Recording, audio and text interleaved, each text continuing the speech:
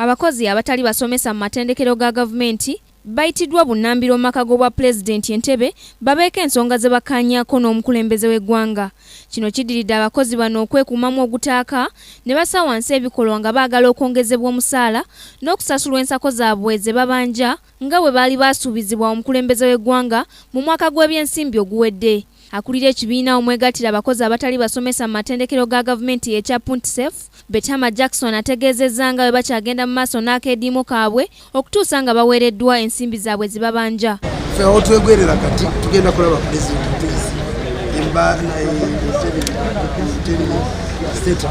kyekyo kyosobola kubagamba gye tulaga naye nga so action yaffe ekyali ki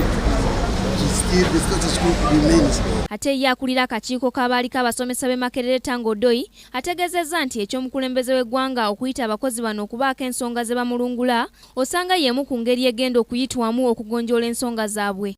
This is one of the best moves to solving this difficulty. You see? So that people talk. Okay? Not to be seen like one is fighting the other. Because they are the branches of the same government. This university is a government university. State House is a government. So if they go to talk, that's obvious and that's okay. As chairman convocation, I'm happy that this is a good trend. The salient issues for staff and for government to digest.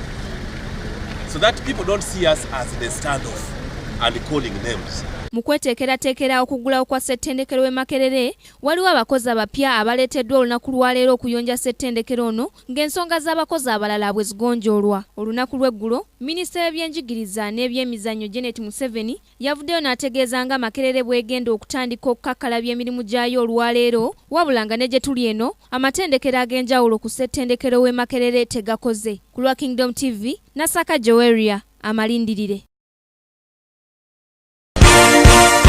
This is Kingdom TV.